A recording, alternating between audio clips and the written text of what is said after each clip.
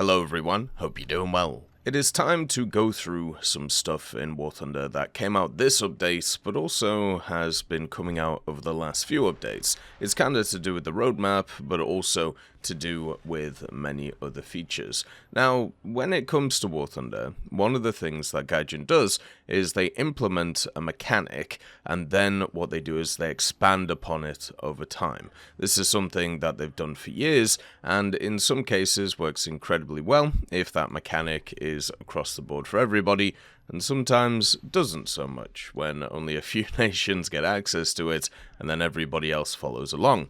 The bullpup is a great example of this from back in the day. Guided munitions in general are great examples of this, or even stuff like more chemical protection in ground compared to others, or even more AA systems than others too. Now, the crazy thing about it is now we're in a new era of War Thunder. We have Roadmap 2024, and we had Roadmap 2023, and I'm sure we're going to have Roadmap 2025. And the problem that I'm having in terms of the roadmap content is how half of it comes in and is all done and ready to go, and then the other half, such as stuff like helicopter DMs, profiles, and then also other areas such as the kind of hit cam additions, are not completed in launch, or at least not in a hugely different state compared to what I thought, or compared to what I thought they were going to be, which is kind of nuts. And I don't know whether this is a good thing or a bad thing, because it does affect gameplay quite a lot in some ways, and it means that it's a short-term issue that eventually becomes a long-term one when it takes a long time to fix these things. So, for example, I'll give you three things. One doesn't really affect gameplay, but does affect general enjoyment of the game. Number one, you have the updated helicopter damage models. Now, these were in the roadmap. They have updated two vehicles to have fully fledged damage models.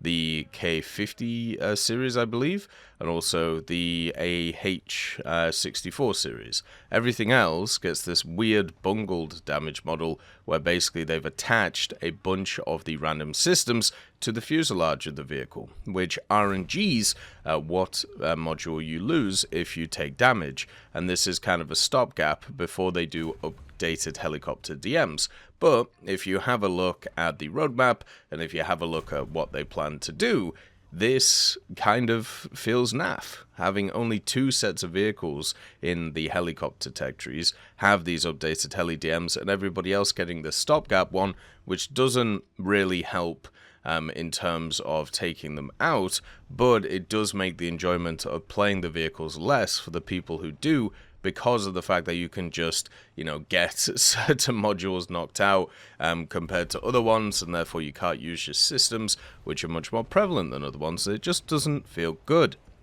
And basically you have, right now, a mechanic which is increasing in value over time, because they're going to add it to more stuff.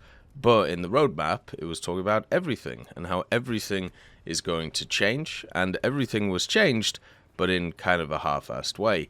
And that sucks, because what that does is it kind of means that now you're waiting even longer for these things to be sorted. Another one, which wasn't in the roadmap, but was talked about by Gaijin, was the APDS changes for the lower caliber guns. So, for example, the Fox was given as an example for this, right? Gaijin this year have hardly done any battle rating changes. And usually they have like 3 or 4 or maybe 5 a year. This year there's been, I think, like 2.5 sets of battle rating changes, which is just kind of crazy. Now, when it comes to the Fox was supposed to go up in BR.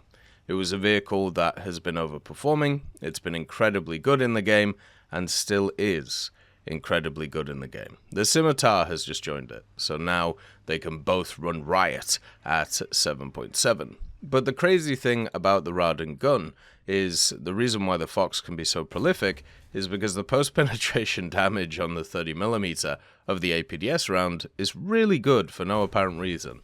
And this obviously has been noticed, and also other vehicles like the BMPs as well, and also the BMD, having a very, very powerful post-pen effect on a very low caliber gun. So, as I said, these things have been seen, and that's why people are using them, not just because of the mobility, not just because of everything going around, it's because of those facts. And the problem that I have with it is Gaijin said that they didn't put it up in BR because they were going to bring in these changes for these vehicles, and this will affect the Fox, right? It will affect it, therefore they want to get some stats on how it's doing and its BR with these changes. The changes haven't come in yet. It's been a month and a half, something like that, and the changes are still not here. So that means, according to Gaijin statistics, this thing should have gone up in BR, and still is left to run rampant at the BR that it is. And because of a change that will happen at some point in the future, when we don't know when it's going to happen. So this is just allowed to overperform. Now that, to me, is an insane decision, right? That is crazy when you think about it. Because of X point in the future, when something is going to happen, we will not move this thing at this current time. But we will not tell you when that thing is going to happen. And that is a real problem. It feels like sometimes the timescales of certain things when it comes to War Thunder are just all over the place. Especially since when you think about how long a vehicle has to kind of like exist in the game before it gets BR changes, and also the amount of statistics that they need to move it around. So even with something like a Fox, right, if they change the belts on it, then they're going to need a bunch of other months of statistics to work out whether it needs to go up or down or around. So in that time, right now, it's allowed to just farm itself and do really well. And that to me is just crazy. And the last one, which isn't a gameplay one, right? It isn't one which affects gameplay, but for me, it affects something which I think is slightly more important than, you know, some of the gameplay advances that we've done. And that is the attachment of the player to their profile. One of the things that we've seen a lot in games, and also a lot in just general life, is the aesthetic appeal of certain things, right? So, for example, in World of Warcraft, people transmog, or people wear different pieces of clothing to kind of signify different things, or kind of show off that they've done specific events. This is very, very common in a lot of MMOs. Now, for me, when it comes to War Thunder, there's not really a way you can do that. You obviously have the camouflages, but people can just like turn those off. You can't do anything with the hangar. You can't do anything with like the test drive. I suppose you can put decals on your vehicles, and you know, that's pretty much how you can show off. But one of the coolest ways that I thought this year we were going to see a kind of expansion of that was the player profile. Because they talked about updating it, they talked about, you know, doing that little kind of kill thing, like the kill message stuff in ground as well. That still hasn't come in, by the way, after this update. And the player profile has come out, and let's be honest. Okay, the foundation is there. The foundation is there, but it's nothing. It really is nothing. Like, it's basically just a massive downgrade at the moment, and eventually it'll be an upgrade, but right now it's a big downgrade, and that is a problem, right? That is a problem, because now you've taken something that was better, replaced it with something that is worse, and then eventually it will get better. But that's not good for people, because they see the negative right now, and it just kind of screws them up, and it screws me up too. I'm not gonna lie. Like, right now, looking at the player profile, it's a huge downgrade over what we have. It looks kind of mobile-y. There's a bunch of blank space that I'm sure you're going to be able to pick what stuff goes there. They did add some achievements in, which obviously link to some of the things they talked about, by the way. So the collector, where you have over 2,000 vehicles, and then also family album, where you get 100 player icons. So they're obviously adding in those elements slowly so you can adapt this. But right now, it just doesn't look good.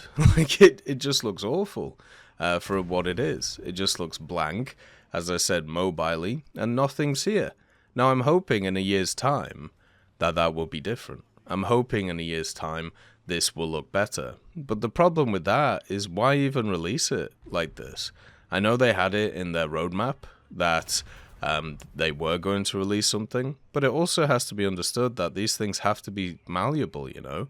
They have to be able to, not be able to hit their goals, because they've hit so many of them and done it really well. But with stuff like the profile, stuff with the helicopter DMs, and also stuff like the Fox changes, or even just BR changes in general, having this kind of weird state where they don't bring out stuff fully done. It means that, yes, you have constant updates and constant progression to what's going on, but that also means that gameplay constantly changes. So it's hard to actually stay stable in specific BR brackets, and also it means that people can get attached to things, and then it can completely change in a month, and then they can just get annoyed at it because they don't know what's going on. Hopefully there's a rethink, especially when it comes to the profile stuff and the helicopter DMs, of postponing them and putting them in later on, when maybe they're done a little bit better or a little bit further down the line, because piecemeal stuff doesn't always work very well.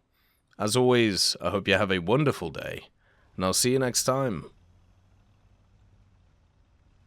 I'd just like to thank GMG Smiley, CD Beans, Chieftain Mike, EMN3 Galaxy, Tulio Pontecorvo, Brendan Quinn, Carrion Crow, Gus Irenicus, Pyman, Wartinder, Teddy, Daniel Stanton, Martinez, B. Young, Ozzy Panzer, Alan Hacker, Liam Shear, Opium Prime, Lafouche, Sem, Aslan, Uncle Bean, and Derek R. for supporting the channel.